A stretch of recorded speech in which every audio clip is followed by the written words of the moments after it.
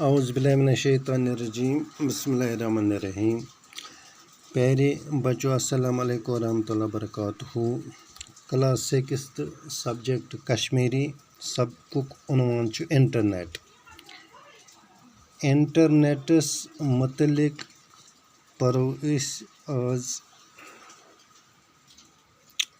दोयम paragraph तो अमिक फ़ायदे परो तुम खोलो पन किताब पेज नंबर 54 कड़ो तुम 54 कड़ो तुम इंटरनेटिक फ़ायदे परो तुम थो तवज्जो पन किताब कुन तो अमिक जानकारी करो हासिल तो इंटरनेट कोता ज़रूरी छु यह वनकनस प्रथ कुन मामलस मज सहूलियत फराम करान सह नौकरी मामल या कारोबारी मामल या कह इन्फॉर्मेशन तो यह मुकम्मल जानकारी दिवान तो अमी हवाल परो आज अमिक कुम फ़ायदे छु तुम थो तवज्जो पन किताब कुन तो तेल करो शुरू। गोडुक फ़ायदे छु अत मज कह इंसान हेके पनन किताब दुनिया कन लूकन हंद परन बापत आयतन थवित गोडुक फ़ायदे। दोयम फ़ायदे छु अत मज इंटरनेट सहित हेके कह शख्स कारबारस हुरिर करित तसुन इश्तिहार वातन सरसी दुनियास। त्रेयम फ़ायदे छु अत मज इंटरनेट छु रोजगार कन मौकन तो वसीलन हंज जानकारी दिवान।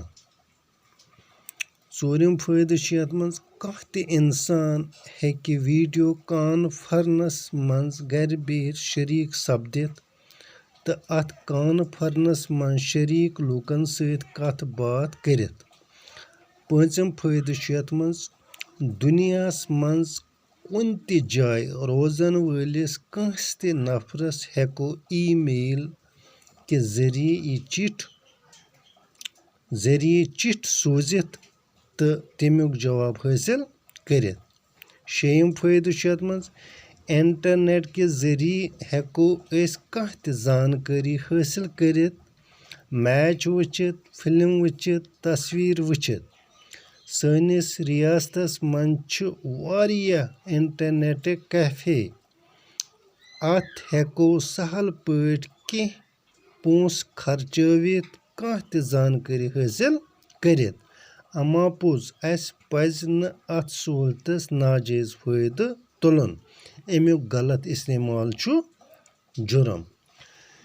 तो बनकन छु कि लफ्ज तो एंड माने जान खतर करो कोशिश। गोडुक लफ्ज छु यथ मज केबल। केबल गई दर तार सह तार युस जन अत इंटरनेटस जरूरत छु इवान। एड्रेस गो पता। टाइप गो टाइपराइटर सहित लेखन। स्क्रीन युस जन ब्रोट कन छु अत कंप्यूटर्स आसान यानी यथ पे वुचान छु तथ छु वनान स्क्रीन पर्दा। TV screen computer screen. बागे गए हिस कॉन्फ्रेंस सो मजलिस यथ मज वारिया नफर कुन मसलस पे मशवर ते कथ बात करन। इंटरनेट कैफे सो दुकान येत इंटरनेट सहूलियत दस्तियाब आसि। बाकी परो इंशाल्लाह सुबस।